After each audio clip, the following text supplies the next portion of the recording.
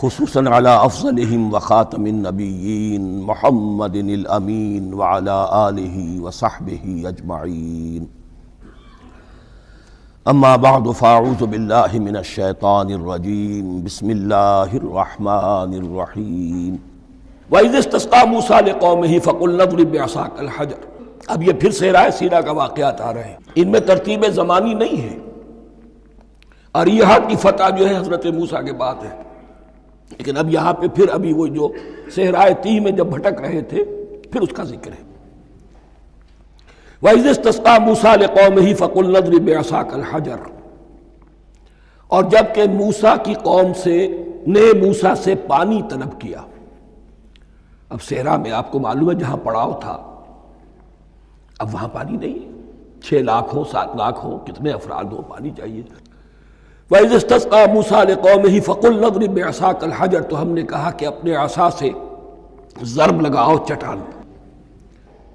فَانْفَجَرَتْ مِنْهُ اثْنَتَا عَشْرَةَ عَيْنًا، تو اس سے 12 چشمے پھوٹ بہے۔ فجر کہتے ہیں کسی شے کے پھٹ کر کوئی چیز برآمد ہو۔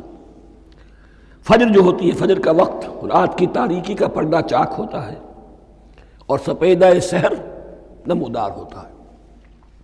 فَانْفَجَرَتْ مِنْهُ اثْنَتَا عَشْرَةَ عَيْنًا، تو 12 چشمے پھوٹ بہے۔ قَدْ عَلِمَ كُلُّ أُنَاسٍ مَشْرَبَهُمْ، یہاں اناس سے کیا مراد ہے؟ ہر قبیلہ، ہر قبیلے نے اپنا گھاٹ معین کر لیا۔ 12 قبیلے تھے، اگر علیحدہ علیحدہ نہ ہوتا معاملہ، 12 چشمے اسی لیے دیے گئے کہ لڑے نہ جھگڑے نہ۔ پانی تو بہت بڑی چیز ہے، کہیں پانی پینے پلانے پہ جھگڑا اور کہیں گھوڑا آگے بڑھانے پہ جھگڑا، یہ تو قبائلی زندگی کے اندر ہوتی ہی چیزیں۔ تو اس اعتبار سے اللہ تعالیٰ نے ان کے لیے یہ سہولت کی کہ 12 چشمے پھوٹ بہے۔ قد علم کل اناس مشربہم، ہر ایک نے اپنا گھاٹ جان لیا، معین کر لیا۔ کلوا واشربوا من رزق اللہ، گویا کہ کہہ دیا گیا کہ کھاؤ اور پیو اللہ کے رزق میں سے۔ وَلَا تَعْثَوْا فِي الْأَرْضِ مُفْسِدِينَ، اور زمین میں فساد مچاتے نہ پھرو۔ کھانے پینے کے لیے پانی بھی ادھر آ گیا، کھانے کے لیے من و سلوہ آ گیا۔ اب دیکھیے ان کی ناشکری۔ وَإِذْ قُلْتُمْ يَا مُوسَىٰ لَن نَّصْبِرَ عَلَىٰ طَعَامٍ وَاحِدٍ، یاد کرو جب کہ تم نے کہا تھا اے موسیٰ ہم ایک کھانے پر تو صبر نہیں کر سکتے، کھا کھا کے بکتا گئے ہیں من و سلوہ۔ فَادْعُ لَنَا رَبَّكَ، تو ذرا اپنے رب سے دعا کرو، پکارو ہمارے لیے اپنے رب کو۔ یخرج لنا، وہ نکالے ہمارے لیے مما تنبت الارض، زمین کی روئیدگی اور پیداوار میں سے، نباتات ارضی میں سے، من بقلہا، اس کی ترکاریاں، وقثائہا، اور ککڑیاں، کھیرے اور ککڑیاں، ان سب کے لیے یہ لفظ ہے۔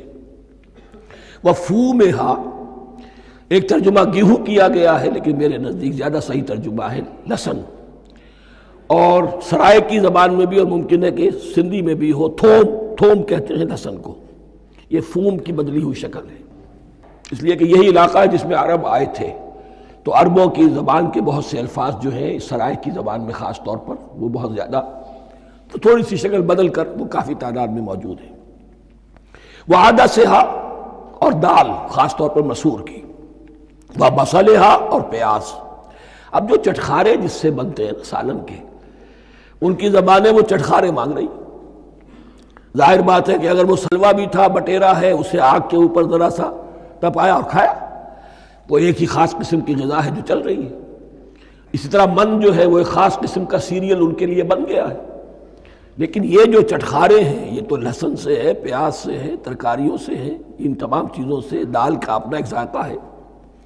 قَالَ تَسْتَبْدِلُونَ الَّذِي هُوَ أَدْنَىٰ بِالَّذِي هُوَ خَيْرٌ، حضرت موسیٰ نے فرمایا کیا تم وہ شے بدلے میں لینا چاہتے ہو اس کے، کیا وہ شے جو کمتر ہے بدلے میں چاہتے ہو اس کے کہ جو بہتر ہے؟ من و سلوہ کہیں بہتر ہے اللہ کی طرف سے جو تمہیں دیا گیا ہے، تم اس سے تمہارا جی بھر گیا ہے، اس کو ہاتھ سے دے کر چاہتے ہو کہ یہ ادنا چیزیں تمہیں ملے۔ اہبطوا مصرا، اب یہ لفظ آ گیا اہبطوا۔ اب ظاہر بات ہے یہ آسمان سے زمین پر اترنے کے لیے لفظ نہیں ہے اہبطوا، یہاں اس کا ترجمہ صحیح ہوگا سیٹل ڈاؤن سم ویئر۔ اگر زمین کی یہ چیزیں چاہیے تو کہیں سیٹل ہو جاؤ اور کاشت کرو، بیج ڈالو، آبیاری کرو، یہ ساری چیزیں تمہیں مل جائیں۔ اہبطوا مصرا، کہیں سیٹل ڈاؤن ہو جاؤ، کہیں اتر پڑو کسی بستی میں، کسی علاقے میں، فإن لکم ما سألتم، تمہیں مل جائے گا جو کچھ کہ تم نے مانگا۔ وَضُرِبَتْ عَلَيْهِمُ الذِّلَّةُ وَالْمَسْكَنَةُ وَبَاءُوا بِغَضَبٍ مِّنَ اللَّهِ۔ اب یہ ہے ان کی وہ خباثتیں، ان کے وہ ناشکریاں، ان کی وہ معصیتیں، ان پر جو آخری حکم دیا جا رہا ہے، جو اگر آپ برا نہ مانیں تو میں عرض کروں گا، آج یہود پر اتنا اپلیکیبل نہیں ہے جتنا مسلمانوں پر ہے۔ ضربت علیہم الذلۃ والمسکنۃ وباؤوا بغضب من اللہ۔ ذلت اور مسکنت، کم ہمتی ان پر تھوپ دی گئی۔ ضربت علیہم، it was heaped upon them، the humiliation was heaped upon them۔ ضربت علیہم الذلۃ والمسکنۃ وباؤوا بغضب من اللہ، اور وہ اللہ کا غضب لے کر لوٹے۔ وہی امت جس کے بارے میں فرمایا وَأَنِّي فَضَّلْتُكُمْ عَلَى الْعَالَمِينَ، اسی امت کا پھر یہ حشر ہوا۔ کیوں ہوا؟ نافرمانی۔ تمہیں کتاب دی تھی کہ تم پیروی کرو، تمہیں کتاب دی تھی کہ اسے قائم کرو۔ وَلَوْ أَنَّ أَهْلَ الْكِتَابِ أَقَامُوا التَّوْرَاةَ وَالْإِنْجِيلَ وَمَا أُنزِلَ إِلَيْهِمْ مِنْ رَبِّهِمْ لَأَكَلُوا مِنْ فَوْقِهِمْ وَمِنْ تَحْتِ أَرْجُلِهِمْ۔ اگر یہ تورات اور انجیل کو قائم کرتے، نافذ کرتے، تو نعمتیں زمین بھی اگلتی، ان کے قدموں کے نیچے سے نعمتیں جو ہیں وہ پھوٹتی، اور ان کے سروں کے اوپر سے بھی بارش ہوتی نعمتوں کی۔ لیکن اگر تم نے اس کو چھوڑ کر اپنی خواہشات، اپنے نظریات، اپنے خیالات، اپنا تمرد، اپنی سرکشی، اپنی حاکمیت، اپنی مصلحتیں، اپنی عقل، اس کو بالا تر کیا، تو پھر جو قوم اللہ کے قانون کی، اللہ کی ہدایت کی، اللہ کی کتاب کی امین ہوتی ہے دنیا میں، وہ اللہ کی ریپرزنٹیٹیو ہوتی ہے، نمائندہ ہوتی ہے۔ اگر وہ اپنے عمل سے مس ریپرزنٹ کرے اللہ کو، تو وہ کافروں سے بڑھ کر مغضوب اور کافروں سے بڑھ کر مبغوض ہو جاتی ہے۔ مغضوب بھی، مبغوض بھی۔ یہ کافروں کو تو دین پہنچانا تمہارے ذمہ تھا، تم نے دین ان کو کیا پہنچانا تھا، تم تو خود دین سے منحرف ہو گئے۔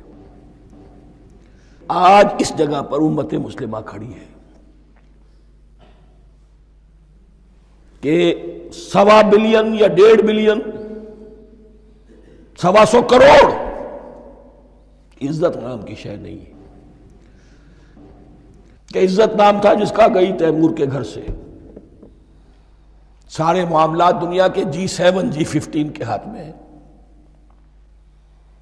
سیکیورٹی کونسل اس کے پرماننٹ ممبر کا ویٹو ہے، اور نہ سیکیورٹی کونسل میں اور نہ کہیں کسی G7 میں، نہ G9 میں، نہ G15 میں کوئی مسلمان ملک نہیں۔ کس نمی پرست کی بھیا کیستی، ہماری اپنی پالیسیز کہیں اور طے ہوتی ہیں، ہمارے اپنے بجٹ کہیں اور بنتے ہیں، ہماری صلح اور جنگ کسی اور کے اشارے سے ہوتی ہے، ریموٹ کنٹرول۔ یہ ذلت اور مسکنت۔ آپ کے ریڈیو پر، ٹیلی ویژن پر خبریں آتی رہیں کہ اتنے مسلمانوں کے ساتھ یہ کر دیا، اتنی مسلمان عورتوں کی بے حرمتی کر دی، لیکن یہاں ہم بیٹھے ہوئے اپنے اپنے دھندوں میں، اپنے اپنے کاروبار میں، اپنی اپنی ملازمتوں میں، اپنے اپنے کیریئرز میں، دنیا میں کیا کچھ ہو رہا ہے۔ بہرحال اس وقت یہ جو ہے، میں نے جیسا کہ عرض کیا تھا کہ یہ ہے تاریخ بنی اسرائیل کی، لیکن خوشترا باشد کے سر دل براں، گفت آیت در حدیث دیگراں، یہ ہمارا نقشہ ہے آج اس آیت میں۔ ضربت علیہم الذلۃ والمسکنۃ وباؤوا بغضب من اللہ۔ اور یہ کیوں؟ ذالک بانہم کانوا یکفرون بآیات اللہ، یہ اس لیے کہ وہ اللہ کی آیات کا انکار کرتے رہے۔ وَيَقْتُلُونَ النَّبِيِّينَ بِغَيْرِ الْحَقِّ، اللہ کے نبیوں کو ناحق قتل کرتے رہے۔ ہمارے ہاں بھی مجددین امت میں سے کتنے ہیں جو جیلوں میں ڈالے گئے، جن کو ایسی ایسی مار پڑی ہے کہ کہا جاتا ہے کہ ہاتھی کو بھی وہ مار پڑتی تو برداشت نہ کرتا۔ احمد ابن حنبل کے ساتھ کیا ہوا؟ ابو حنیفہ جیل میں، انتقال کیا. امام مالک کے کندھے کھینچ دیے گئے، اتار دیے گئے، منہ کالا کر کے اور اونٹ پر بٹھا کر پھرایا گیا. امام دار الہجرہ شیخ احمد سرہندی جیل میں رہے. سید احمد بریلوی اور ان کے ساتھیوں کو خود مسلمانوں نے تہہ تیغ کیا ہے. بہرحال یہ داستانیں ہیں. اب نبی تو کوئی نہیں آئے گا، ان کے ہاں نبی تھے، ہمارے ہاں مجددین ہیں، علماء حق ہیں. جیسے کہ حدیث بھی ہے علماء امتی کا انبیاء بنی اسرائیل. تو جو انہوں نے انبیاء کے ساتھ کیا ہم نے مجددین اور علماء کے ساتھ کیا. ذالک بما عصوا وکانوا یعتدون. اور یہ ہوا ان کی نافرمانیوں کی وجہ سے اور حد سے تجاوز کرنے کی وجہ سے. اللہ تعالیٰ تو ظالم نہیں ہے، اللہ نے تو اونچا مقام دیا تھا، ہمیں بھی خیر امت قرار دیا. کنتم خیر امت اخرجت للناس تأمرون بالمعروف وتنہون عن المنکر وتؤمنون باللہ. اب اگر ہم نے وہ اپنا مشن چھوڑ دیا تو ذلت اور مسکنت وہ ہمارا مقدر بن گئی. اللہ کا قانون اور اللہ کا عدل بے لاگ ہے، وہ فرام امہ ٹو امہ چینج نہیں ہوتا. سنت اللہ جو ہے لن تجد لسنت اللہ تحویلا ولن تجد لسنت اللہ تبدیلا. اللہ کی سنت بدلتی نہیں. بنی اسرائیل کا جو حشر ہوا آج وہ ہمارا ہو رہا ہے. بہرحال اس پر میری جو کتاب ہے سابق اور موجودہ مسلمان امتوں کا ماضی حال اور مستقبل، اس کا مطالعہ کیجیے. اب آ گئی وہ آیت کہ جس سے استدلال کیا گیا ہے کہ ایمان بالرسالت نجات کے لیے ضروری نہیں ہے.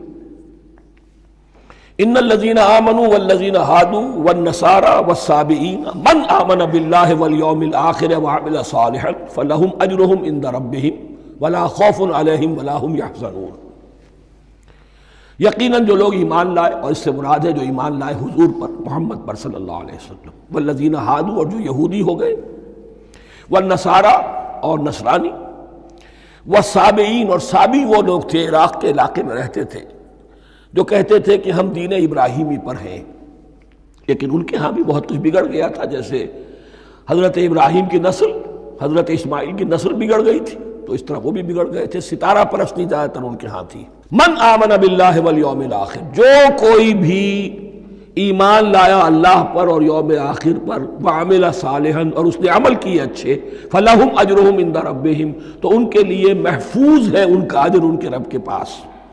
ولا خوف علیہم ولا هم یحزنون، اور نہ ان پر کوئی خوف ہوگا اور نہ وہ کسی حزن سے دوچار ہوں گے. ظاہر الفاظ کے اعتبار سے دیکھیے کہ یہاں ایمان بالرسالت کا ذکر نہیں ہے. ویسے تو اگر کوئی اس سے یہ غلط استدلال کرتا ہے تو اس کا پہلا جو اصولی جواب ہے وہ تو یہ ہے کہ ایسی حدیثیں بھی موجود ہے من قال لا الہ الا اللہ دخل الجنہ. تو اس کے کیا معنی ہے؟ صرف کہنے سے جنت میں داخل ہو جائیں گے، کسی عمل کی ضرورت نہیں. جواب یہ دیا جائے گا پورے قرآن کو سامنے رکھو، پورے حدیث کے ذخیرے کو سامنے رکھو. کسی ایک جگہ سے کوئی ایک نتیجہ نکال دینا وہ صحیح نہیں. لیکن اس کے علاوہ وہ اصول جو میں بیان کر چکا ہوں کہ یہ سلسلہ شروع کہاں سے ہوا ہے. 5واں رکوع وَآمِنُوا بِمَا أَنزَلْتُ مُصَدِّقًا لِمَا مَعَكُمْ وَلَا تَكُونُوا أَوَّلَ كَافِرٍ بِهِ. انہیں ایمان کی زوردار دعوت سے تو یہ ساری بات شروع ہوئی ہے. اب فصاحت اور بلاغت کا یہ تقاضا ہے کہ بار بار اس کو دہرایا نہ جائے. وہ بات انڈرسٹوڈ رہے گی، مقدر رہے گی، سمجھی جائے گی کہ ہر جگہ پر وہ موجود ہے. اس لیے کہ ساری گفتگو ہو رہی ہے اسی کے حوالے سے. وَآمِنُوا بِمَا أَنزَلْتُ مُصَدِّقًا لِمَا مَعَكُمْ وَلَا تَكُونُوا أَوَّلَ كَافِرٍ بِهِ وَلَا تَشْتَرُوا بِآيَاتِي ثَمَنًا قَلِيلًا وَإِيَّايَ فَاتَّقُونِ. اس حوالے سے یوں سمجھیے اب اس آیت کو کہ یہاں پر کچھ الفاظ محذوف مانے جائیں گے. ان الذین آمنوا والذین ہادوا والنصارى والصابئین من آمن باللہ والیوم الآخر وعمل صالحا فی ایامہم فلہم اجرہم عند ربہم ولا خوف علیہم ولا هم یحزنون. ہر دور میں جبکہ ابھی حضرت عیسیٰ نہیں آئے تھے تو جو بھی یہودی تھے اس وقت تک حضرت موسیٰ کے ماننے والے، وہ جو بھی اللہ پر ایمان رکھتے تھے اور نیک عمل کرتے تھے، آخرت کو مانتے تھے، ان کی نجات ہو جائے گی. لیکن حضرت عیسیٰ کے آنے کے بعد ان کو نہیں مانا، اب وہ کافر قرار۔ لیکن اب حضرت عیسیٰ کے آنے کے بعد جب تک حضور نہیں آئے جو بھی مانتا ہے، لیکن یہ کہ شرط یہی ہوگی کہ اپنے اپنے زمانے میں، اصل میں نفی جس بات کی جا رہی ہے وہ یہ ہے کہ یہ نہ سمجھو کہ کسی گروہ میں ہونے سے نجات ہوتی ہے۔ نجات کسی گروہ میں ہونے کی وجہ سے نہیں ہے، نجات کی بنیاد ایمان اور عمل صالح ہے۔ کسی رسول پر ایمان لانا اپنے دور کے رسول پر وہ تو لازم ہے، لیکن یہ ہے کہ اس پر ایمان تو لے آئے اور وہ عمل صالح نہیں ہے تو نجات نہیں ہوگی۔ تو یہ اپنے اپنے دور میں، اپنے اپنے زمانے میں ہر امت کے لیے وَلِكُلِّ أُمَّةٍ أَجَلٌ قرآن مجید کے ایک مقام پر آیا ہے، ہر امت کے لیے ایک خاص معین مدت ہے۔ اس معینہ مدت میں اب ظاہر بات ہے جو لوگ حضور کی بعثت سے پہلے فوت ہو گئے ان پر تو کوئی ذمہ داری نہیں تھی حضور پر ایمان لانے کی، اور ایسے لوگ تھے، ایسے موحدین مکے میں موجود تھے جو یہ کہتے تھے کعبے کے پردے پکڑ پکڑ کر، اے اللہ ہم صرف تجھے پوجنا چاہتے ہیں، صرف تیری بندگی کرنا چاہتے، لیکن جانتے نہیں کیسے کریں۔ یہ بات موجود تھی اور ان کا انتقال بھی ہو گیا۔ یہ زید، سعید ابن زید، سعید جو حضرت عمر کے بہنوئی تھے اور وہ عشرہ مبشرہ میں سے ہیں، ان کی اہلیہ حضرت فاطمہ بنت خطاب، ان دونوں کے ایمان کو اللہ نے ذریعہ بنایا حضرت عمر کے ایمان کا، اور یہ والد تھے سعید کے زید، وہ یہ کہتے ہوئے دنیا سے چلے گئے حضور کی ابھی بعثت ہی نہیں ہوئی تھی، اے اللہ میں صرف تیری بندگی کرنا چاہتا ہوں، کیسے کروں یہ نہیں جانتا۔ اسی کو ذہن میں رکھیے، اہدنا الصراط المستقیم جو میں نے کہا تھا، ایک سلیم الفطرت انسان، سلیم العقل انسان توحید تک پہنچ جاتا ہے، آخرت کو پہچان لیتا ہے، لیکن اب کیا کروں؟ اس شریعت کے لیے، ان احکام کے لیے وہ دستے سوال دراز کرنے پر مجبور ہے۔ الحمدللہ رب العالمین الرحمن الرحیم مالک یوم الدین ایاک نعبد و ایاک نستعین اہدنا الصراط المستقیم۔ اسی صراط المستقیم کی دعا کا یہ جواب اب آئے گا، شروع ہوگا سورہ بقرہ سے، یہ کرو یہ نہ کرو، یہ فرض ہے، یہ تم پر لازم کیا گیا، یہ چیز حرام کی گئی، وغیرہ وغیرہ۔ ان الذين آمنوا والذين هادوا والنصارى والصابئين من آمن بالله واليوم الآخر وعمل صالحا، اور محذوف الفاظ فی ازمنتہم، اپنے اپنے زمانے میں، یا فی ایامہم، فلہم اجرہم عند ربہم ولا خوف علیہم ولا هم يحزنون۔ بارک اللہ لی ولکم فی القرآن العظیم ونفعنی وإیاکم بالآیات والذکر الحکیم۔